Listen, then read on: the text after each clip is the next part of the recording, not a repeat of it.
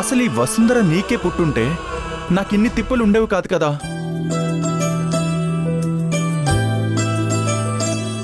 హాయిగా మరదలు కాబట్టి చిన్నప్పటి నుంచి నన్ను చూస్తూ నా స్టైల్కి పడిపోయి నన్ను ప్రేమిస్తూ ఉండేది. తను నీకు నేనంటే ఇష్టమని చెప్పినప్పుడు నువ్వు నన్ను అడిగేదానివి. నేను నీ మాటని కాదనిలేక సరే అనేవాణ్ణి.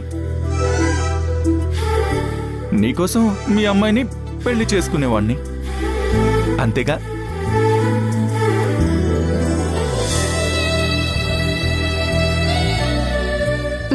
సార్, నాకలా అనిపించట్లేదు.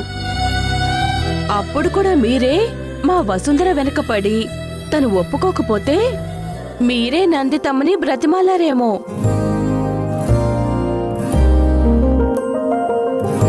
మేడంకి ముద్దుల మేనల్లుడు కనుక వసుంధరను ఒప్పించి పెళ్లి చేస్తుందేమో అనిపిస్తుంది. అంటే అప్పుడు కూడా నాకే తిప్పలా?